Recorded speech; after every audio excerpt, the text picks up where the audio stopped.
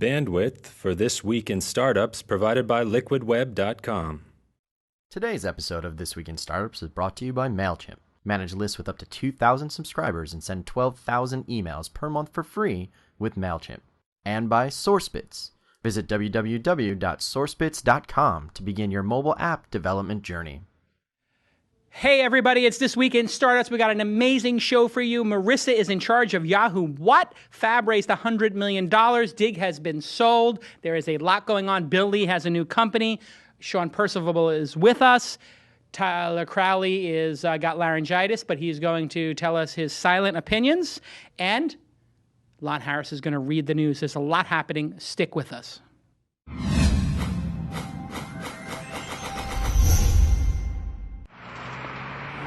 That's what it's all about, man. They said money is the root of all evil. But funny how it feeds my people. Yeah. We ain't gonna live like equals until we get the money, spend the money, and defeat you.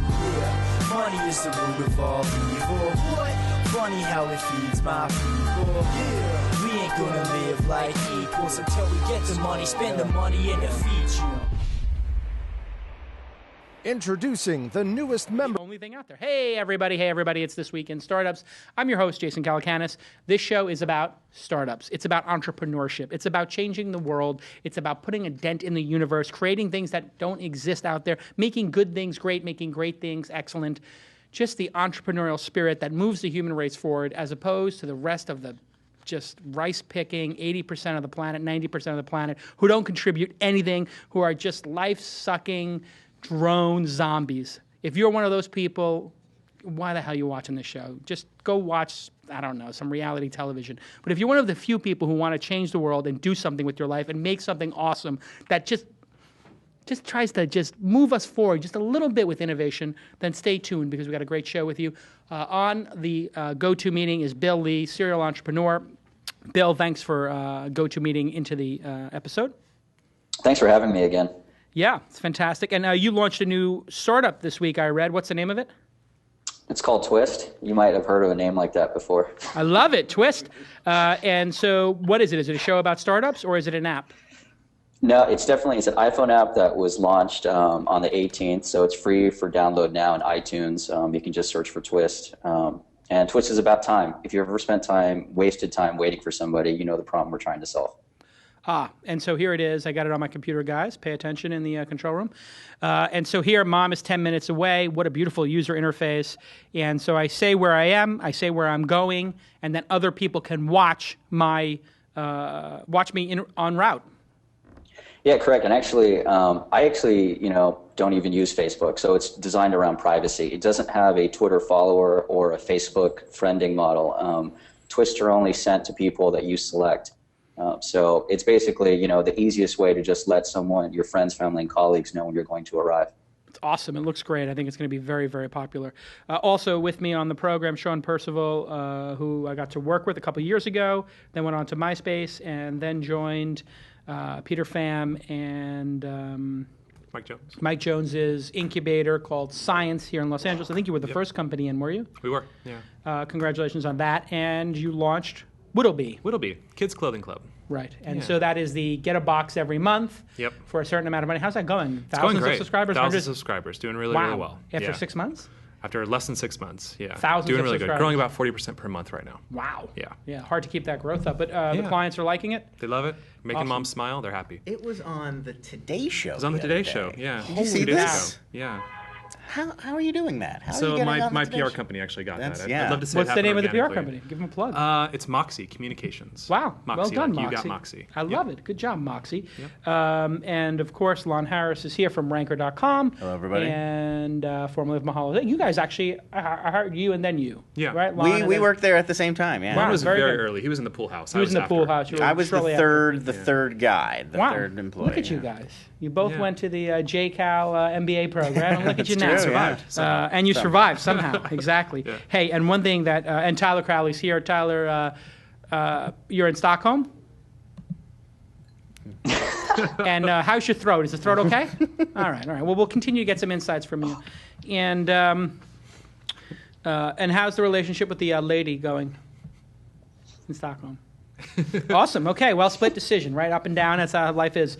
Hey, and one thing that's not up and down, only up, is Sourcebits. Sourcebits. What a great company. They will make your mobile app dreams come true. They're a great development team that's design-led engineering. It means they make beautiful stuff. They are backed by Sequoia, and they actually built Sequoia's website, which is pretty gorgeous. They work with clients like Hershey's, Coke, GE, and you can check out their new app, and they just keep releasing apps. Bobsled, which is really cool. Unlimited free calls in the U.S., Canada, Mexico, and Greece, and connects with Facebook so you can leave a message for your friends. And I just checked it out. I mean, this is incredible. Like a beautiful, gorgeous app that pulls up your friends. Hey, here's Crute, who's my GM, and I can place a call to him. And gorgeous. It just works. What an amazing app. Pull up all your... Yeah, I know he's not available. I'm calling him during the show. Listen, iPad contacts, Facebook contacts, so I can just pick any of my Facebook friends here. And I can just... Ed Krasnick right there. And who else is in here? Let's see. I don't even know. I said yes to everybody on Facebook in the first couple of years, thus screwing up. I'm trying to find out, let's see if Arrington... Maybe Mike Arrington's in here, and I can just click call on him Mike during the call show. Mike Arrington during the show. No, anyway, I don't know any of these people. But very cool. Actually, this may not be my account. They do a great job, and I really thank them for... sponsoring the event. Listen, you're probably if you haven't built your web app, you're falling behind, and so if you're falling behind, that's not good. The mobile world is exploding, and if you don't have a strategy, you need to get with Sourcebits. Just go to sourcebits.com or email sourcebits@thisweekend.com and really take a meeting with them, and you get a free meeting with me. What is my time? My time is valuable. It's valuable. Guys, fellas, take a meeting with Sourcebits. You're gonna love it. Somebody give this to Kevin Pollak and tell him I'm doing Christopher Walken on my show. He loves when I do an impersonation of. It's like if Christopher Walken was Dracula. That's what you're. Is that what mine is? Like Dracula? It's just a pathetic Christopher Walken. Guys, fellas, email Sourcebits at this weekend. Wow. You get a 15-minute meeting with them if you take a meeting with that. If you take a meeting with them, you get a 15-minute meeting with me. That's awesome. And go ahead and thank at Sourcebits. What's the first story? Well, I guess we should talk a little bit right here at the front. It's what everybody's talking about today. The Batman, the shooting last night in Aurora, Colorado, that's terrible. At a screening of Dark Knight Rises. 12 dead, I believe, 50 some odd wounded. What the hell does this have to do with startups? It doesn't, but I did want to bring up this one issue. A company called Celeb Boutique, at Celeb Boutique is their Twitter handle. They had tweeted this morning, and they've since removed it, so I can't read it exactly. But it was there's their Twitter account, and you can see they're in profuse apology mode right now. They had tweeted basically, we see Aurora is a trending topic. Aurora, of course, being the town where this horrible tragedy happened. Oh, God. Well, we have this. Must be about this Aurora dress that you've all seen Kim Kardashian wearing. Of course. They later have now apologized, and they are saying this was not intentional. It was because their PR firm is not U.S. based. Here's their tweet. We're incredibly sorry for our tweet about Aurora. Our PR is not U.S. based and had not checked the reason for the trend. At that time, our social media was totally unaware of the situation and simply thought it was another trending topic, and they've since deleted the tweet. So I think obviously this was huge for about an hour on Twitter before they removed it. Yeah. Is this something that can be prevented? Is this a sign that companies aren't taking social media? Percival, you're the social media master. What do you think? Seriously enough? I mean, it's horrible. It's the reason why you don't outsource and you don't give this stuff to interns. Like my head of marketing runs our Twitter account and Facebook account. And they're an adult, like they know what they're doing. They've been working for more than 6 months, right? To be honest, they should be doing more high-level work, but they're on that because we're so worried about the community. We want to make sure it's properly addressed. Right. I have a whole customer service team. They don't touch that stuff. Right. Because she understands social, so she owns it. And it's also the cost of an error, right? I mean, there's a certain thing where it's like, they did a great job until they made the mistake. And then it will tag you forever. I mean, even Ashton Kutcher, like, he saw when this whole Joe Paterno thing, when Joe Paterno got fired, he's like, they fired Joe. That's not fair. How could they fire Jopa? Yeah, and it was like, well, he just went by a TV. He didn't actually see he had no idea Sandusky was raping kids for 4 decades. Well, at least that's what he said. Either that was... Of course I believe him in that case. Yeah. I mean, when he heard, he was like, oh my God, I can't believe this, I'm so sorry. But I mean, I guess the answer to your question is, there is no solution to this. Like, I mean, you can prevent it by having a more senior person. You shouldn't outsource it. It's becoming more serious. Yeah. I mean, it basically is your company. Like, your social presence is now your company, right? I mean, that's what it's come to. Yeah. It's not like it's a side show. It's the actual company. Yeah, I mean, this is the only... thought people are going to have when they hear about Celeb Boutique. It doesn't matter how great their dresses are or how great the deals are. People are going to think, those are the people who were celebrating Aurora. Yeah, you got to be very careful on the social media. Yeah, and I think the exec needs to be involved. I mean, I learned a lot of this from you. Yeah. You read every message, you responded to every message. Yeah, of course. That's I true. do that You as were well very too. engaged, yeah. Like I get every app message. My customers can text me. Like I'm very close with them. You know, it's I wanna interesting talk to them too. before Like that some happens. people would, when people would join the company and they came from like old media companies, they would be like, or they came from like bigger organizations, they'd be like, "What are you wasting your time doing this?" And I'm like, or like I would forward every help or every comment to the entire company or to like the entire leadership team, and they go, "Oh my God, why are you sending every request to everybody?" I'm like, well, because I want people to have a pulse of what's going on. Like this is really the pulse of your business. Yeah. You have no choice but to be involved. You can't outsource it. Interesting. Bill, any thoughts? Yeah, no, I totally agree. Actually, and I even had more success reaching people via Twitter with an @ message than even email these days. It's critical. Yeah, I can't. That's very interesting too. Like, for me, I don't use Twitter that way because I set my Twitter up to follow everybody who follows me just to make people feel good about themselves.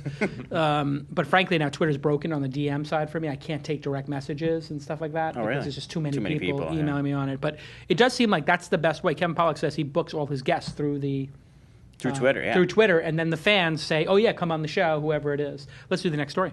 All right. So we'll And talk. Tyler, what are your thoughts?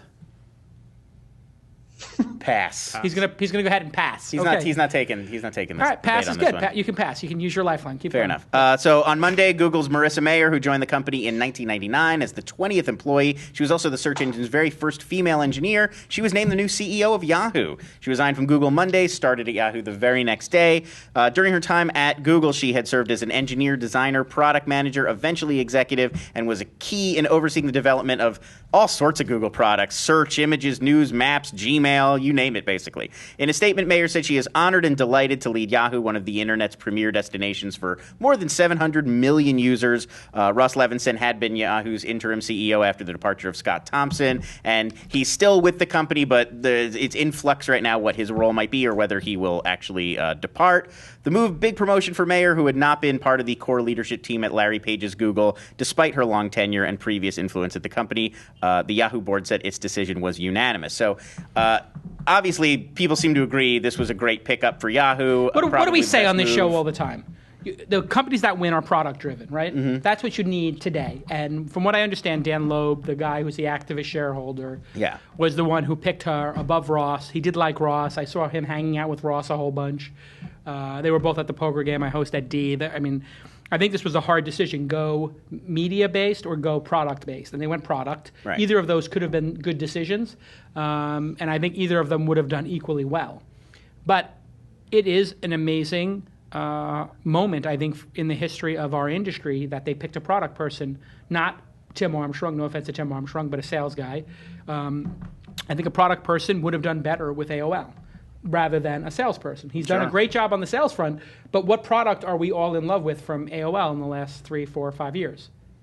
Okay? None. Exactly, none. Can anybody here name a new product that came out from AOL? I mean, they redid AIM. But They redid AIM. And they had that. They had Additions. Yes, I was. That's Right, what exactly. The iPad app is really they had pretty. additions. Yeah. It's like they really, you need to have a product person in charge, and product drives everything. Excellence in product is the winning process here, and you see Microsoft, admitting that with the Surface, right? Soup to nuts. They haven't admitted it with the top slot yet. They still have a salesperson in the top slot. So I love it. And the thing that to me was the best part about it was they did this. Somebody did a Dear Marissa website. Please make Flickr awesome again. The internet. And if this was done by Marissa or her team, like as a PR thing, obviously it wasn't. It would be brilliant, but I'm not that cynical. And then she had them respond. The Flickr team, Dear Internet, thanks. Come help us make Flickr awesome. And here's the jobs at Flickr. That's cool. And the number one thing she should do is take Flickr and make it a social network. A third of what happens on Facebook is photos. They should just change the format to a So news basically, feed. make Make it Flickr free. Instagram. Make Flickr Instagram, make it awesome. Make it free, too. And make it Yeah. free and just blow it out, right? And she's a product person, so she can actually look at Flickr and say, do that. And she can have a credible conversation with product people. And listen, there's all kinds of stories. Anybody who has had as much success as Marissa has, and we're friendly, anybody who's had as much success will have detractors and people, we're playing a sport here, right? It's like hockey. People get bumped into. Right. So, people were saying like, oh, she's a micromanager. Oh, she, was a tough. tyrant. She's Yeah. a tyrant I heard or that. whatever, you have to be a product tyrant to be successful. Steve Jobs, product tyrant. I'm putting air quotes for tyrant here. Like, you have to at least have some chutzpah and be able to make hard decisions. And you know what? The people who lose those decisions are going to feel you're a tyrant, and the people whose decisions you pick are going to feel like you're a visionary. And then eventually, the product will determine if you're a visionary or not. Right. It's an awesome, whether, she's got an impossible task here to a certain extent, but I do think, because there's probably about 3, 4, 5 years of technological debt, just getting some of these products to survive is going to be hard. But all she needs to do is do one single deal like Google did with YouTube, and she's turned it around. That's one of the great things here. If she buys 5 companies a year, 10 companies a year, and she can keep that job for 3 years, she'll have bought 15 to 30 companies. Only one of them has to work. And she's got the firepower to do it. If she's smart, and she is, she'll do that. She'll use the ammunition to buy teams, empower them, and then pour a ton of traffic into them. She's going to, my prediction, 90% chance she's very successful in this role. What do you think, Bill? I couldn't agree more, and I'm actually buying the stock now. And I just also think it's great that there's another, woman, a female, taking such a high-profile role. And even just talking to engineers in the Valley today, it's just like Yahoo now has a buzz where they might want to consider working there. And I think it's just great. I think it's going to be a big change, and I think it's fantastic. Significance of the pregnancy side of the story, I hadn't mentioned it. Yeah, but in an that's interesting interesting. twist, she also made the announcement that she's expecting her first child in October. I just sent her a gift basket from Jade and I from New York Mouth, one of the companies I invested in. Not Whittlebee? Not Whittlebee, but you should send her a box. Yeah, you should totally do that, and I would make it a double-sized box. Anyway, I thought about that. Listen, having a baby is awesome. You've got 2 now. I have 1. But it is a lot of work, and she's a workaholic. So if she's working 100 hours a week right now, and she goes down to 80, that's probably about, I would take 20 Marissa hours to 100 Scott, whatever his name was. Thompson. Scott Thompson hours, right? So for every hour Marissa works, that's about 100 hours of Scott Thompson's nonsense. She actually has a real computer science degree, interestingly enough. Oh, does she really? Yeah. We've actually confirmed it's real? She does. But also, like... I haven't seen it physically, but I'm pretty sure... Donald Trump asked for this. Yeah. Just like, really a woman, too. So anyway, I'm not super worried about that. I mean, she's going to have to take a couple weeks off, but I think all this positive stuff that she brings to the table greatly outweighs a couple of weeks that she's going to be off. Let's face it, a couple of the CEOs of these companies are on permanent vacation, They're on permanent leave. Scott Thompson wasn't even there, and people, he was like, people hated him from the moment he walked in. Yeah. If the team hates you from the moment you get there, you're not going to get anything done. So all the pros outweigh that. I don't think there's any story there. I don't think so either. And in your experience, I was going to ask you, when I had a kid, it was and it continues to be the most inspiring thing I've ever gone through. Right. Every day I'm inspired. And I think it's because you look at your kid, you're immediately reminded of sort of when you were a kid. Right. And you can think differently. We're sort of taken out of this like business mindset and put into more of a real world, passion. It does give you a lot of perspective. And I guess what the counter argument people are going to make is like, oh my God, like for the mom herself, this is a physiological thing that occurs, recovery time can be days to weeks to months. Like there's all kinds of complications. But you know what? There's other CEOs jumping out of planes and climbing mountains. We don't hear people like, oh, that CEO is a skydiver. That CEO rock climbs. That CEO flies his own plane. He shouldn't be CEO. But a woman has a baby. People are like, oh, that woman, God, she's having a baby. My God, what if she has a C-section? Her abdomen, she's going to take weeks to heal. You know what? Like, well, then what about these CEOs who are taking months off jumping out of planes, It's a double standard, clearly. Yeah. And it's great that in our lifetime it's changed. Yeah, I mean, I think it's great. Next story. Let's keep this train moving. PayPal. We'll talk about wait, PayPal. Tyler. Tyler says, buy Yahoo. Very good, yes. Okay. Tyler is long Yahoo. Tyler also dropped a tray of champagne glasses on Marissa's head. Literally dropped. We were at an after party for launch or TechCrunch 50, one of the two. No, I remember hearing about this. And Tyler, I'm like, buy champagne, Veuve Clicquot, and we're at 5A5, and like they're bringing a tray of, like 30 champagne glasses, and he drops it, and they just shower like over Marissa. Luckily, they just sort of showered around her, not over her. None of them hit her in the head. That's what we keep Oh talking God, about. it was. She does have that glow to reflect, reality.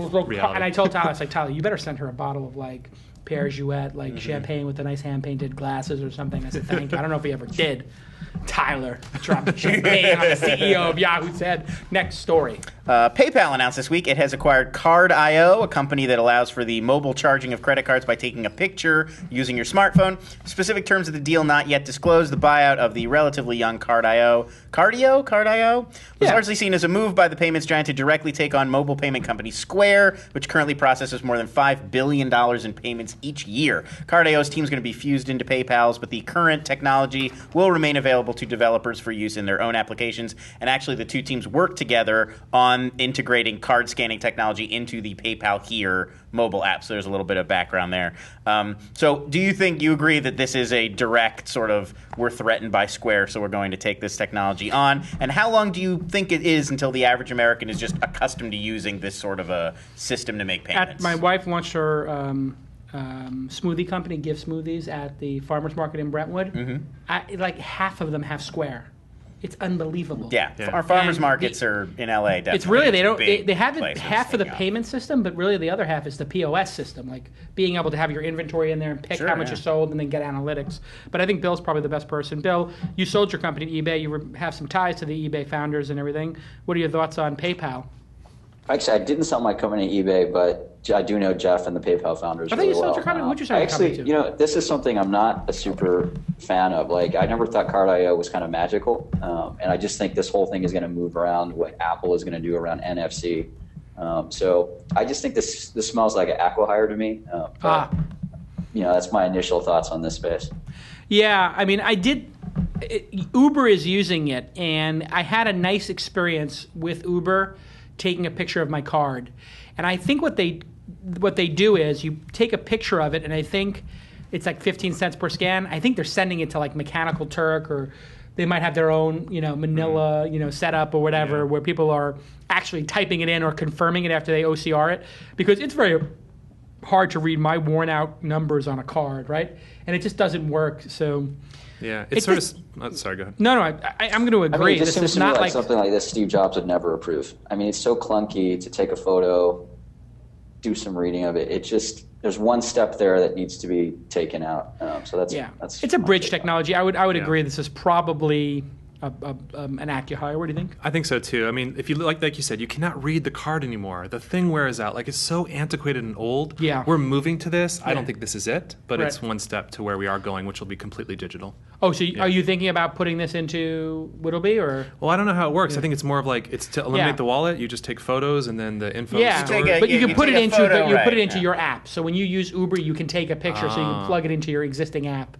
It's just it's a bridge technology, and it's not super compelling, but it's clever. So congrats to them. But yeah, they're definitely trying to play catch up with Jack and Square. And unfortunately, you can buy assets. I don't know if you can buy the genius of Jack. Yeah, exactly. I don't think that's happening. Nope. Hey, and speaking of genius,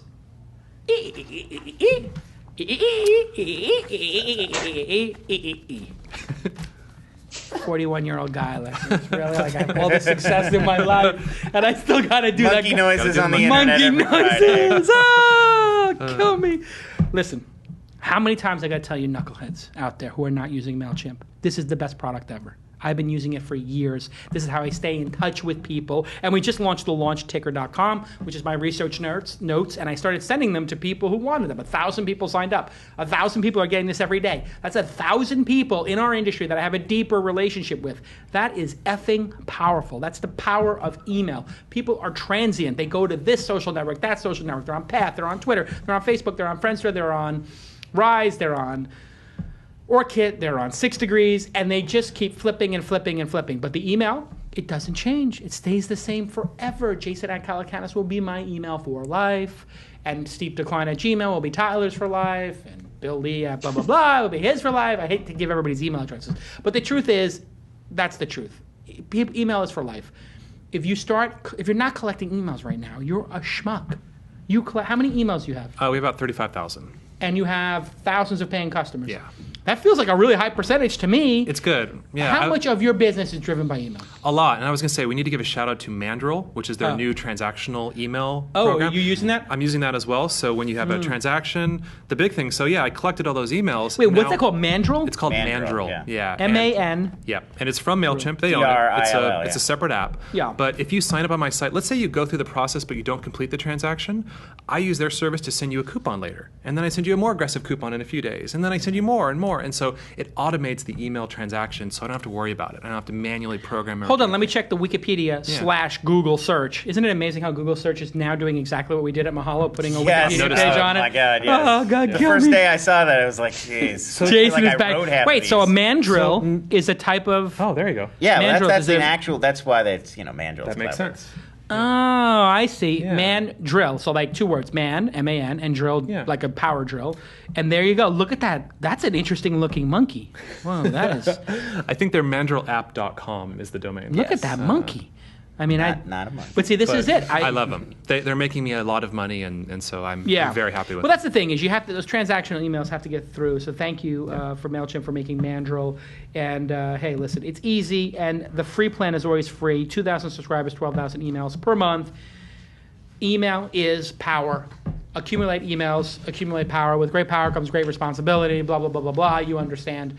This is the way to do it, and I love MailChimp, and I've been using it, and I have my choice. The sales guy, Jason DeMont, emailed me somebody today, and they're like, hey, would you consider reading an ad for this person? And I was like, no. No, I'm not going to read it. And it's a pretty, like you've heard this company's ads on the radio. Is it celebboutique.com? Absolutely. Celeb Boutique, these callous people. No, good callback, though. No, it's people like, and I'm just like, you know what? I just don't think I can read that ad when... If you go like type in blank company scam, like there's actually web pages about that company being a scam. Not a good sign. Yeah. The answer is no, I won't read that ad. I will only read and I will only make monkey noises for companies I love like MailChimp. Thank you, MailChimp, for sponsoring the program. Everybody, it is your Geary, it is your humble responsibility to thank at MailChimp on your Twitter handle. Tyler, give us an EEE. No, a little louder, Tyler. With some gusto. Oh, okay, very good. That's louder. Got it. I feel like we're watching The Artist. Next story. Kayak became a publicly traded company on Thursday, nearly a year since its Love initial Kayak. IPO filing. Yum, Shares yum. priced at $26 above the originally intended price range of $22 to $25. The Norwalk, Connecticut-based company raised $91 million, pricing 3.5 million shares. Across the broader technology sector, several tech companies gone public in recent months, some faring better than others. These include LinkedIn, Yelp, Zynga, Groupon. And since then, skipping down. So in the first quarter of 2012, Kayak reported a profit of $8.1 million, which reverses a loss of $12 million in the same period a year earlier. Revenue in the first quarter of 2012 totaled $73.3 million compared to $52.7 million a year earlier. In their online roadshow, the company stressed that it's not just another online travel agency, but they are a technology company. So do you take them at their word? Is Kayak a technology company, and is this a time to buy Kayak shares? I've always loved this company. I think it's fantastic. And I just found out, looks like here Tyler is spending to go see his girlfriend in Stockholm. Like, he's spending a lot of money. It's not cheap getting to Stockholm. You're into Tyler's Kayak account? Yeah, look at this. I'm in his Kayak account. He left himself logged in? Well, listen, if I was going, I'm flying business, and it's like $2,700. It's expensive. But Kayak, everybody loves Kayak. It's a great company, and Sequoia is an investor, so congratulations to my peeps over at Sequoia on another. I think they had 2 IPOs this week. They had Kayak and then Palo Alto Networks. Yep. So like it's like they missed out on the Facebook IPO, but they got like 8 others this year. It's like pretty awesome. And hey, the Facebook one was nothing to write home. But yeah, I'm long Kayak. I mean, I think they have a real brand. It means something to people, and they keep iterating. And of course, it's a technology company. How it grows, I guess that's a question, right? I don't really think about it for hotels, but I think they may need to start another brand that's just hotels. That's what I think. I'll never think about Kayak as a hotel place. It's sort of like the hotel places try to upsell you on that, and I think that may need to be a multi-brand strategy. Well, I mean, there's so really many of these bigger. places that are trying to integrate not only hotels, but car rental and like the entire travel experience on one site. I just don't trust one brand for each of those. It's very weird, but I feel like it needs to be multiple brands. Yeah. But anyway, congratulations. Like Expedia, it's the same You use deal Kayak as they're still trying to or get, no? right. I You don't travel that actually. much. I What do don't you- travel very much. No. yeah. And I go to Orbitz every time, and then they screw it up, and every time I'm like, why did I use Orbitz? Yeah. So I'm going to try them next. I just use Crude, but no, I mean I use Crude. It's an amazing You guys service. have never used Crude? I wish I had access to Crude. Yeah, Yeah, Crude.com. yeah. You just go to Crude. Crude's my assistant, my GM. No, it's very simple. Hitmonk. You guys don't like Hitmonk? That's Hitmonk's okay. I used Yeah. them once. Yeah.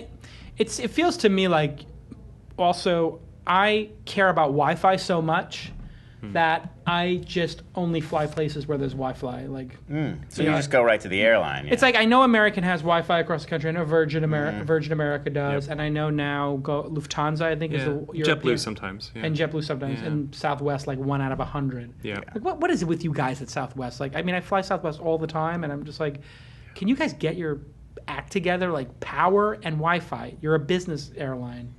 And make it they're a commuter free. Airline, yeah. Make it free. Like, that's the other thing I don't understand. I hate is like, paying $7 it's or just so nickel and ghetto. diming me after I've paid all this money to fly. Yeah. Anyway, congratulations. What do you think, Bill? You use Kayak?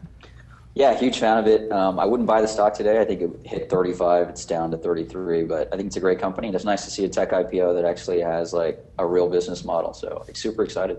Yeah, it's got legs, and it's the interesting thing about these IPOs is I think there's no retail investors left anymore. So if companies are getting bought, it's by smart investors, like long-term smart institutional investors, like J.P. Morgan or like some fund. Right. And so stock prices are just staying very moderate. Like, you're not seeing this insanity. Wild fluctuation. Yeah, and with I guess all the risk factors on a global basis, like, so if you look at the tech companies that are IPOing, it's like, well, Zynga is now a $4 billion company. It was $12 billion. LinkedIn seems to have done very well. Yeah, LinkedIn. one of the success Boingo, stories Demand so far. Media, a lot of those are down a little bit. Groupon is down a bunch. Yeah. Yep. It's really interesting. It's like having an IPO is really not fun and not. Yeah. It's no longer what you aspire to do. Whereas in Yes, Web 1.0, that was it. Everybody wanted to. You have to IPO. Now it's like, nah, if you IPO, you IPO, but you could just, get DST to, or some huge hedge fund or whatever, and some big venture fund, Kleiner Perkins will buy $100 million in Twitter stock, and everybody who's a founder gets 10, 20, 30 million bucks, and you're done. Or you could do what our friend David Sachs did with Yammer. Yeah, I can go public, or I can sell to Microsoft for $1 billion. Tyler, what are your thoughts on Kayak? Used it 2 times this week. Yes, of course. That is the Tyler indicator. So buy the stock. Wait, how do you use it twice this week? You're flying to different parts of Stockholm? No, he might have just been Different trying. girlfriends? Yeah, he got different girlfriends in different cities or whatever. He's probably just. Copenhagen next. No, he probably checked the prices twice. Yeah. He's trying to figure it out. I hope he didn't buy. He might have bought a one-way ticket to. This may be the end. Uh-oh. This is it? We're just losing him to We're Scandinavia losing him to forever. Scandinavia. We may have to do Percival's. It's all that Insights by Lootfist. Percival. He's obsessed with Lootfist now. He can't get enough. Next story. So we got to talk about Betaworks acquiring Digg. Company behind Bitly and Chartbeat, Betaworks acquired the social news site Digg for an undisclosed amount. The sale was initially rumored to be a paltry $500,000. Later reports confirmed that this was part of an overall deal that included both cash and equity. A lot of people I was reading were pegging it closer to about $16 million in total value, which makes more sense considering the amount of traffic Digg continues to get and its ongoing relationships with advertisers, clearly worth more than $500,000. None of the remaining Digg employees are said to be moving to Betaworks. Instead, the news.me team will take over management of the site. They're giving themselves 6 weeks to turn Digg into something new and relaunch Digg 1.0 version 2. Betaworks founder John Borthwick said he's the new CEO of Digg. He's promised to turn the company back into a startup with lower budgets and shorter turnarounds between updates.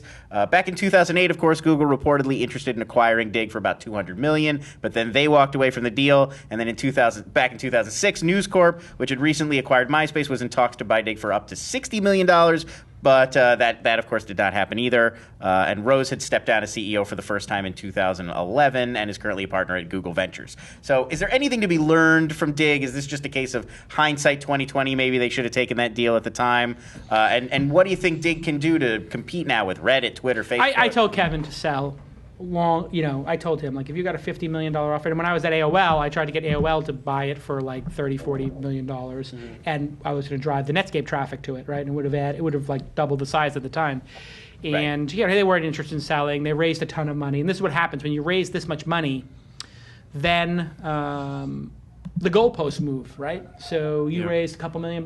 Yeah, 2.5. $2.5 million. Let's say it was just, an average round. If it was a 10 million post or something like that, I don't need you to tell me the exact, but let's just say it was 10 million. Then they need to make, in order for them to feel good about the investment, somewhere between 5 and 50 times their money, right? Yeah. If they double, triple, no VC feels bad if they double, triple their money. Like it doesn't feel great, but it doesn't make them feel bad. And if they have a push once in a while, it's a push. But generally, they want to swing for the fences, right? So they know that 1 out of 20 is going to be a big winner. And so what you see in Digg is a founder getting screwed because the VCs are going for, they're swinging for the fences. Right. And this is the danger in raising huge rounds. You cannot have a success at a small scale. You can't sell the company for 50 million, 60 million. If I invested at a $100 million valuation or a $60 million valuation, whatever they invested, the last round, they're just going to get their money back. And then you get this catch-22. And that's exactly what you see happening here. And really the lesson for founders is, raise as much money as you need. Don't go too crazy. But you should raise money when you can at a great valuation. And, like if people are second-guessing him, it could have been Facebook, right? It could have been the next social thing. And at a time, it was the darling. Well, so he went for it. So who cares? A lot of it's blamed on that 4.0 update. You feel like if that had gone a different way, if people had loved it. I think the reality is that news, there was a limit to what news. Like news is 5% of the overall Facebook experience. Like reading links on your Facebook, how much is that of it is your experience? And you're a news junkie. 10%, 20%? Yeah, in terms of Facebook, much more about being invited to events and inviting people to events and photos. It's photos. It's photos, right? Bikinis. Yeah, exactly. So here's, Facebook. Games, I guess. Games. So if you take Facebook, 2/3 of it at least is something like games, photos, But you look discussions. at something like Reddit. I mean, Reddit, I think, is like what Digg could have been. But how important is Reddit? I mean, people are like, oh my God, Reddit. Like, Reddit's just a message board with it's not really worth that much money. It's big in terms of page use because it's filled with porn. And it's filled with dirty images. Yeah, like, of course. less now, but they've really. But I think that is the point, though. It is the community. Now, Digg had this issue; they lost the community, and without the community, you have nothing. Yeah. Right. And I feel that Digg and MySpace walked a parallel path. Right. So they had very bad infrastructure and engineers and all these other issues, which hampered them in a lot of ways. Right. And then they lost the community, just like MySpace lost the community. Yep. It was a shell. Yep. So regardless of the traffic and the allure and all these other things, it was a shell of a site. That's really what it came down to. You got to sell when somebody. This is just a general piece of advice. If you don't have any money and somebody offers you 30, 40, 50 million, 100 million for your site, you sell it. Oh, yeah. That's just the nature of the beast on your first sale. But he went for it. And you know what? I think somebody said he cashed out for $6 million in that last round. So, listen, he made $6 million. Good for him. And then he invested it in a bunch of startups. Twitter, Instagram, whatever. So, people are like, oh, my God, Kevin Rose is a failure. Let me tell you something. Please let all of us fail like Kevin Rose has. The guy's got the most epic life ever. He's an angel investor. Yep. He became an angel investor. He hosted his own show. He ran a great company. He made a couple $1 million off that. He made a couple $1 million, I'm sure, off of Revision 3 getting sold. He made millions of dollars probably off his angel investments, and now he's getting paid millions of dollars to be at Google Ventures. Yeah. You put all those singles together, the guy's probably worth $20 million. It's hard to make a case for Kevin Rose being not successful. But people are all dogging I know. on him. No, I've read it too. Listen, it was overrated, or he's not. Whatever. He swang for the fences. Bill, what's your take, Bill? I couldn't agree more, and I thought that Business Insider article was just horrible. I think Kevin is someone to model. If I was a new founder or a young person, I just think he's had a tremendous career. And it's about eating glass staring to the abyss. You do this stuff, and you look back. Everything can be, doing something different. And I think it does take balls to try and hit that couple $1 billion home. Did he just drop the F-bomb? He did drop the F-bomb. Yep. All right. Well, you owe me $10, Bill. You just dropped the F-bomb. Just card IO it over to Just card IO it over. No, but I think you're right. I mean, the kid ate glass, and we had a great episode, right before everything got sold on This Week in Startups. You can look it up, and he was an awesome guest.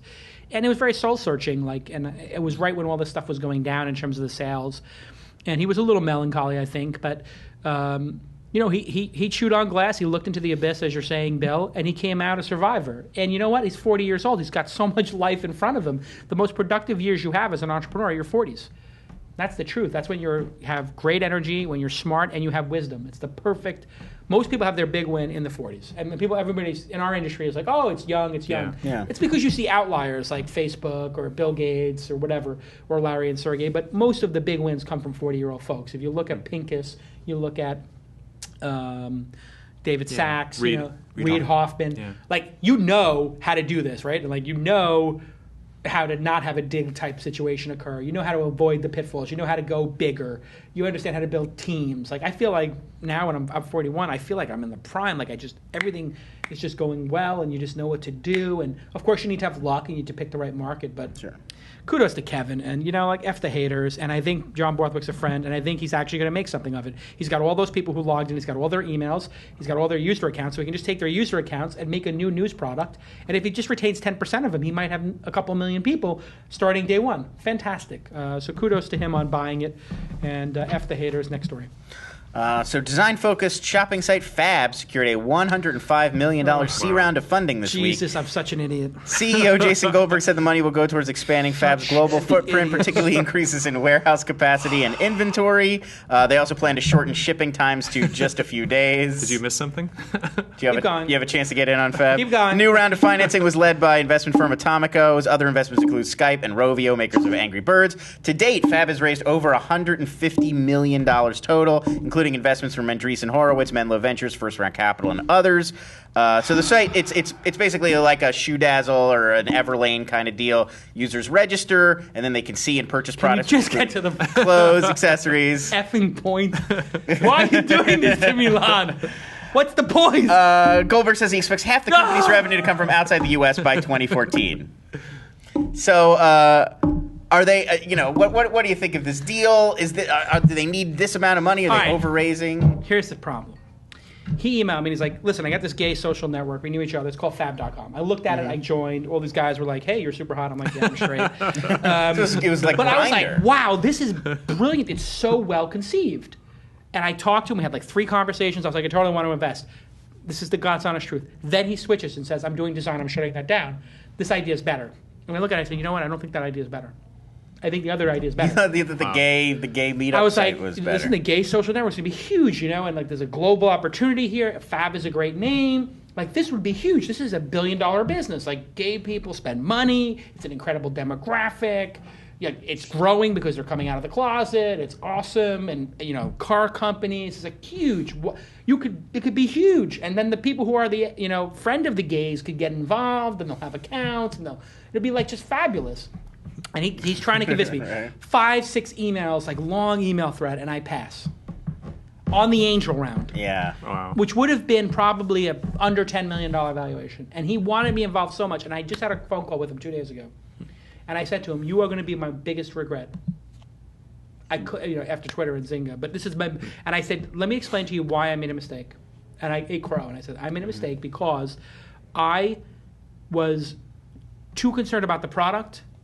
And I forgot about my number one rule, which is bet the horse, bet the jockey. Like, you are what's fabulous about Fab. You are, what I'm investing in, and it's just going to be one of the big lessons. And the next time, Jason Goldberg comes into my radar, I'm just going to place my bet. Right. I am a effing idiot. I cannot tell you how much I'm regretting this. And Bill, you do this all the time. Go ahead, Bill. Explain to the audience how painful it is when you pass on something brilliant. Hurts more than anything. It does, right? What did you pass on? Go ahead. It's... Tell me what you bang your guitar against your head. Los Idiotos style. What did I bet? I should have bugged Sachs more in the early days. Yeah. And instead of that time, I was just not really on that. So congrats to David on that. But I think all angel investors have the ones where they're just like, how did that get away? And even with David, it wasn't really about a choice. It was just I was probably surfing or focusing on something else at the time. But, it's the name of the game. It just goes to show you how tough this valley is. Yeah, you just got to. And anyway, congratulations to him. It's an awesome product. It's doing fabulous. And, he gets it. And, I told him, I was like, I just think this commerce thing is too gimmicky and it's going away. And Groupon is leveled out. Did you think it was crowded? Was that the thing? I just thought, Guilt and everything? There's just too much going on in these flash sales. It's too crowded. People are going to burn out on them. And you know what? What I've learned from this as well is even if there's a market that it feels like it's peaking, there's always room for somebody to come in and do it a little bit better, right? So like the subscription box thing, everybody's like, oh, that's over, it didn't work, right? Shoe Dazzle gave up. But now I'm thinking about, like, I should have done the angel round with what you were doing, because you might be the guy who figures out, and you might have figured out the vertical, and you're a smart guy. I should bet on the guy, or the gal, not just the idea, not just the vertical, right? Right. Yeah, it definitely was a mistake. Of course, you should have invested. Such an idiot. But like with Jason, I mean, I'll do the next time. He's also the guy that, you see his blog posts, like he shares, he cares, like he really, really gets it. So you're right. The entrepreneur was there. You should have bet on it. Yeah, thanks. Thanks. Last story. Come on, get me out of here. Last story. Or maybe Let's one see. more. One more.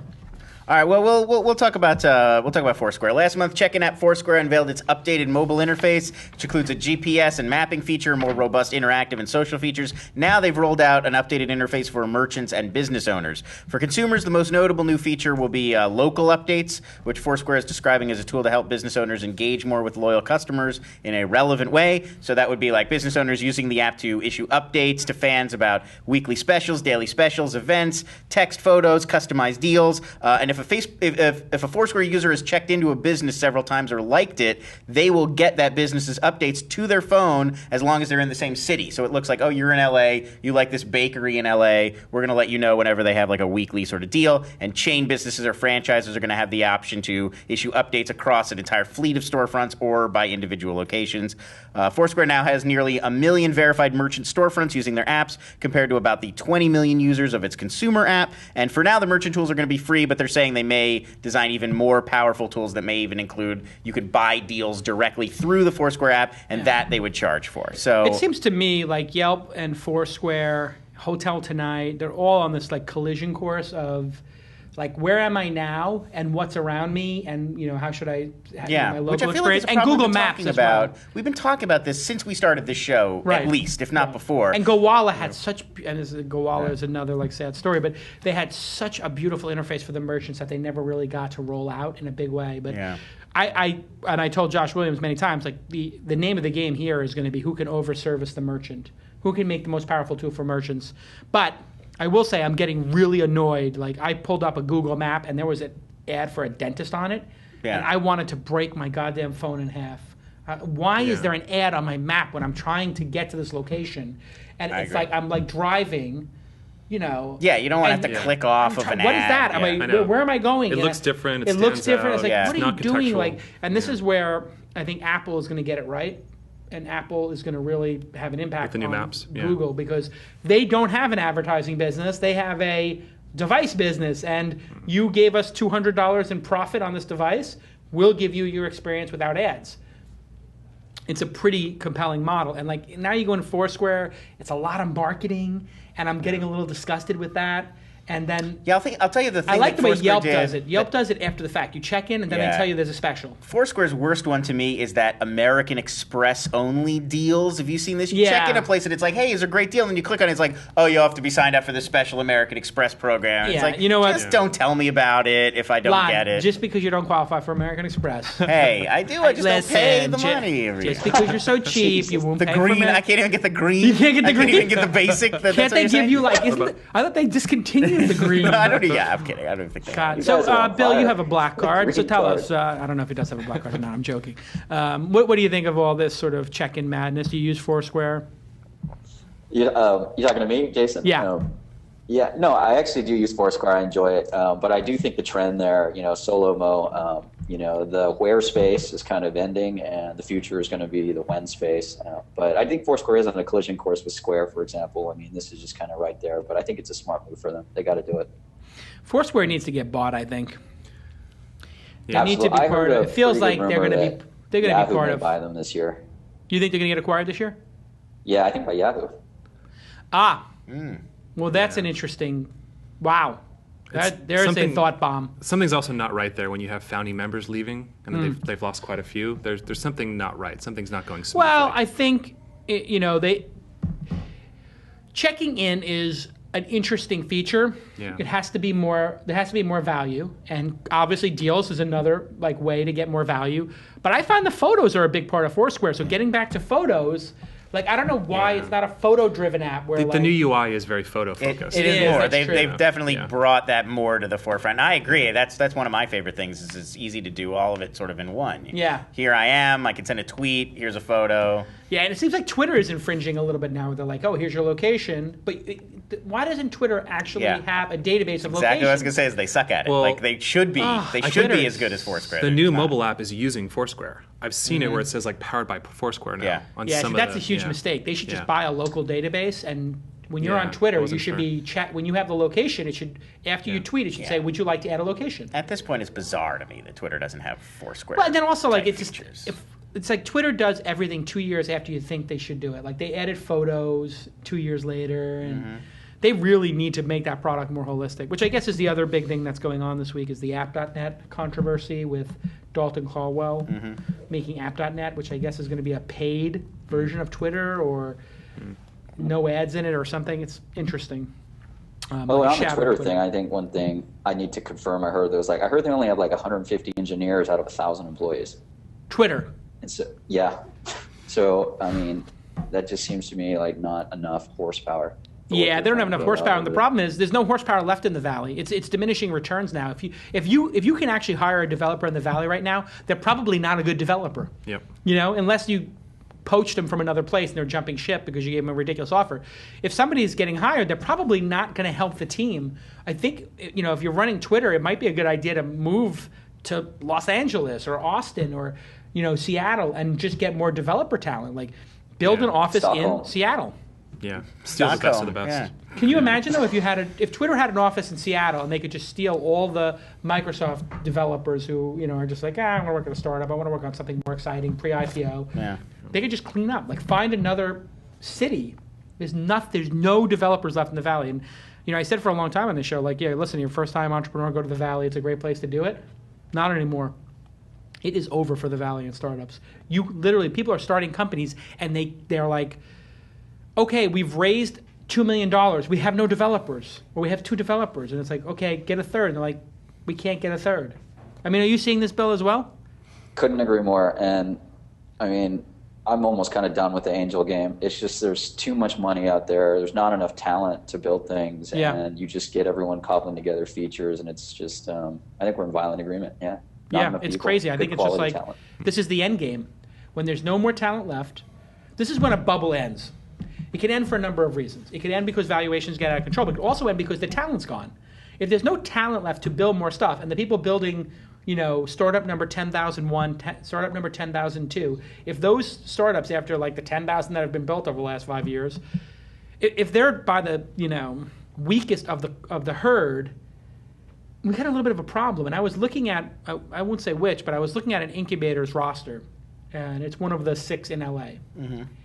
And I looked at the 10 or whatever, you know, things, and I met with 2 or 3 of the companies, and I was like, these ideas are bad. Yeah, there's some of that going around for sure. Yeah. I was like, and I'm not going to say who it is because I don't want to say bad things about entrepreneurs because I'm a fan of entrepreneurs, but it just was like, and I met with 2 of them, and I was like, did they tell you that this was a good idea because, did they tell you this was good, you know, this was good execution? Because all you've done here is execute Pinterest. You've rebuilt Pinterest. And there's a lot of not as well. So if you're going to rebuild Pinterest, you have an obligation to do it better, and you have an obligation to have a better idea. You don't have either. And the guy's like, yeah, but if you give us, you know, $500,000, we'll come up with a better idea. I was like, that's not how it works. Yeah. That's not how it works. You have to build something, bring a better mousetrap, and then get the money. Unless you're Mark Pincus or, you know, whatever, you're somebody who's got a track record. Like, you can't come in here after you spent 12 weeks at an incubator and you made something that's lame and then tell me that if I give you more money, you're going to make something that's not lame. That's not how it works, guys. That was your opportunity. Those 12 weeks. And he's like, you know what? I kind of agree with what you're saying, the guy said. I said, well, why did you do it? He goes, the guy running the incubator said to do it. I said, what's his track record? He's like, well, I mean, science has got Peter Pham and it's got Mike Jones. Like, these guys have serious track records. But I'm starting to look at these, like the 11th, 12th, and 13th incubator and the track records of the people running them. Yeah, well, I mean, the longer it goes on, the first few incubators in LA could round up the people who really did have great teams. Really, and you know what? Ideas. It's also like, as somebody's saying, Kaya is saying in the chat room, it's also like there's only a certain amount of attention consumers have to give to products. I mean, you're trying to get people's attention for Wittlebee. Like, how hard is it? Like, you have to buy traffic. There's a lot of noise. Yeah. There's a lot of noise, and how do you build that relationship with them? I mean, this could be the end of it. This could be the end of it. Like, what are the next 100 Y Combinator companies? Like, what is their place in the world? Or the next whatever. Some of those do come out of Y Combinator and 500 Startups. Nothing against Dave because I think he's brilliant. I love everything they do. But some of those companies do come out, and I'm like, what is this? It's so small. Its service is such a small world. And sometimes it serves the tech world, which is small, by the way. We're still in a niche community. It feels like, everyone's using Facebook. No. Tech is still niche. Yeah. And so when you're serving a small niche within a niche, I just wonder about is it a small feature of a large product? Yeah. If that. I think what we're going to see is and this is where Marissa, actually, circling back to the first story, could do some damage. She could go in and look. I mean, if I'm Marissa, I just take one of my researchers. I'm like, get me every Y Combinator company that hasn't raised an A round, and I want them to come through and meet with us. Just call them in and say, we're really interested in what you're working on. They come in. That's a lie. We're really interested in hiring you, right? So you just start bringing in the guys who can't get and the gals who can't get their A round done. If you're graduated for more than 12 months, 18 months, and you have no A round, it's probably going to end soon. And you're probably scared, S-less, that you're going to run out of money. You got single-digit months left. And I would just round up all those people. Hey, would you like to save face? Great. Would you like to pay back your investors? Great. Would you like to have a 6-figure job? Great. Would you like to be on a winning team? Great. Would you like to F with Flickr and make it better? Good. You're hired. Boom. Yeah. And just start letting everybody save face. The thing is, though, a race to save face. That's what we're going to see. They need that talent. Steve Jobs had that interview, the sort of uncut version that was released recently. He talked about the A players versus the B players and the C players. Yeah. Like we talked about earlier, the incubators may be having B and C players, and Yahoo needs A players right now because A players bring other A players. That's also true. the key. That's true. I mean, this is the real conundrum she's in. If you're still working at Yahoo through 5 CEOs in less than 3 years, what does that say about you if you're still there in the boom time? I don't mean to dig anybody at Yahoo. There may be a reason to stay. You may love your coworkers and your product. But in general, in a world of this much opportunity, with Facebook calling, Google calling, Instagram calling, Twitter calling, Foursquare calling, with everybody calling constantly and recruiters constantly calling, what's left in those buildings? She's going to cut 5,000 people. 5,000 people gone. And then it's going to be like, is Marissa... Then I mean, that's the hard work. Yeah. And we'll see, what our reputation is like when she has to fire 5,000 people. I mean, that's a really hard thing to do. I mean, I think she's going to do it. She has no choice. And if she does it, it will actually probably lighten everybody's load. I don't know. That's a lot of people. What do you do, Bill? How does that occur as an angel investor? When people run out of money, how do you do that, save face, acquisition, hire thing? I mean, you've seen it happen. You've no stories. How does that go down? Right. There is just no magic. You basically whip out the Rolodex and you make phone calls and you try and just be honest up front with the people you're talking to and just be like, look, the startup over here is out of money. I think there's a good fit, and try and do it that way. But it's brutal. I mean, there is no magic. It's I've been fortunate I haven't had to do that a lot. So it's just not a lot of fun. Yeah. But that's what happens. You need to call up. Hey, listen, here's a company. They've had modest success. They've got an 8-person team, a 15-person team. They've got X months of runway. They would be great for your team. Your team's winning. And I think that's fine. It's going to be like a consolidation. But this is right now we're in an NBA with, instead of 30 teams, we have 300 or 3,000. Yeah. There has to be some consolidation. And it'll be good for the industry.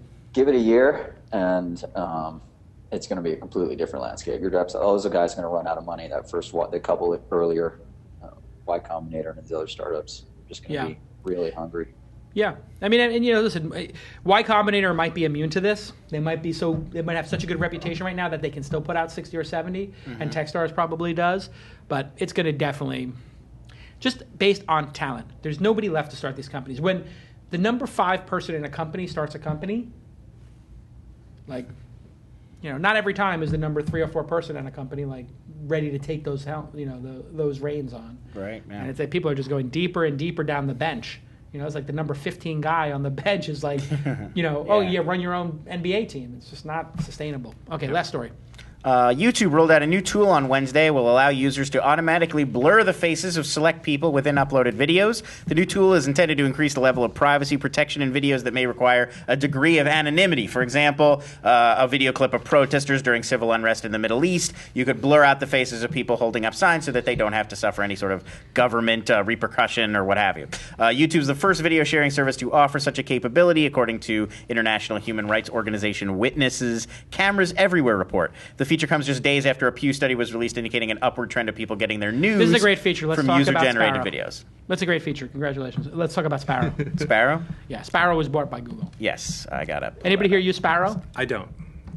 I've been using it for a little while. I do not as well. I actually emailed one of the top people at Google a year ago and told them they should buy this. All right. Software developer Sparrow, maker of the popular Mac and iOS email clients of the same name, announced on Friday it has been acquired by Google. The Sparrow team will be joining forces with the search giant. Here's what a Google spokesperson had to say. Quote, the Sparrow team has always put their users first by focusing on building a seamlessly simple and intuitive interface for their email client. We look forward to bringing them aboard the Gmail team where they'll be working on new projects. On Sparrow's blog, CEO Dom Leka writes that Sparrow is joining the Gmail team to accomplish a bigger vision, one that we think we can better achieve with Google.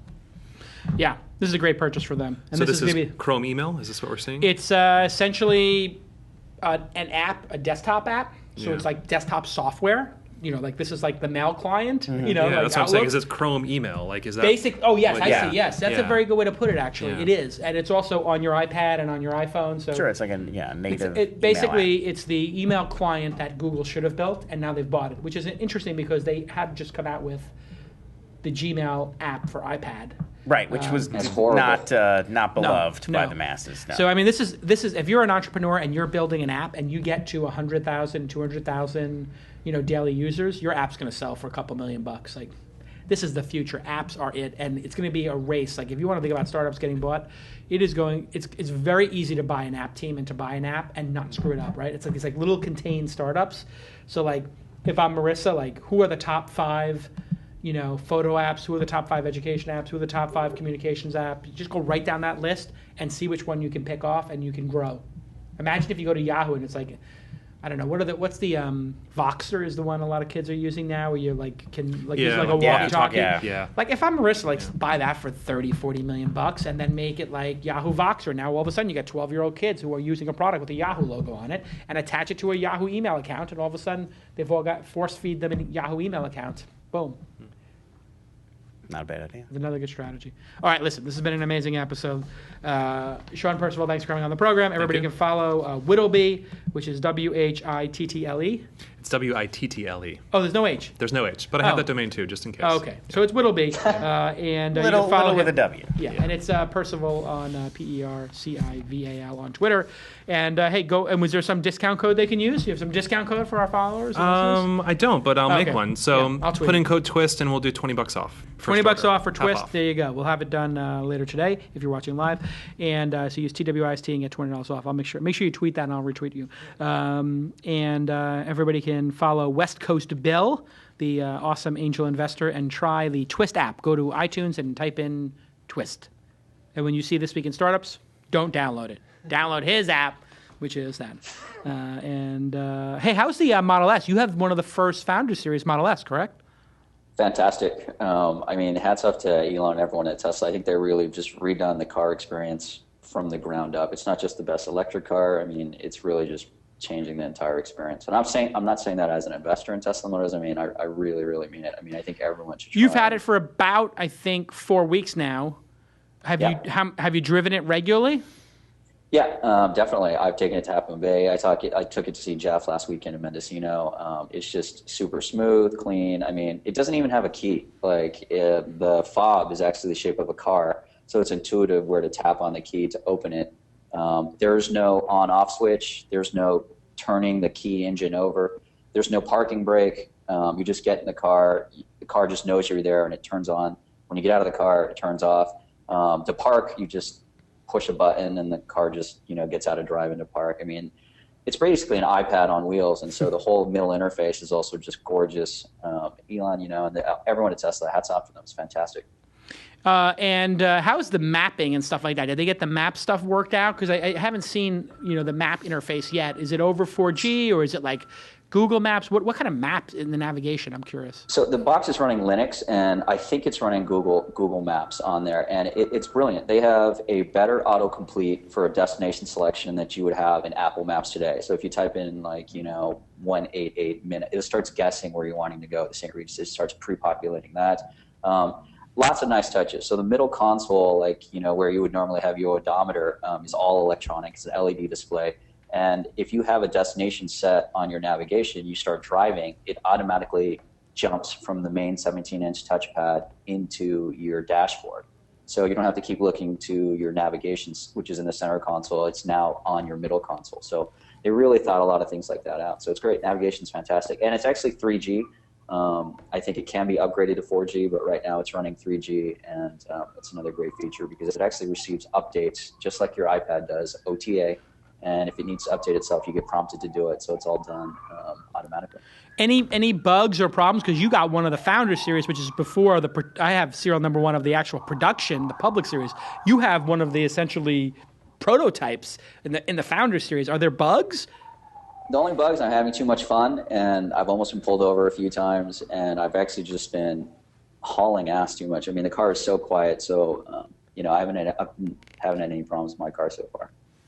Yeah. I love about electric. You have one too. I have the Leaf, so it's the you have the Leaf, yeah. the little version of what you guys have. Yeah, the junior entrepreneur version. But, yeah, exactly. Have an exit, you get the big one. Exactly. And I love it though. You're right. There's no gearbox. You have immediate torque. It's just it's a totally unique experience. Electric cars are awesome, and it's really going to happen. I mean, the Leaf would not exist if Lon didn't push those car companies. Oh yeah. And it's 300-mile range, right? You got the big battery, I'm assuming. That's correct. I got the 300 and the sports package, so it'll 0 to 60 in 4.4 seconds, which is just. Phenomenal. I mean, it's just always on power. It's just like when you turn on the light, power's there, and just immediate torque. It's great.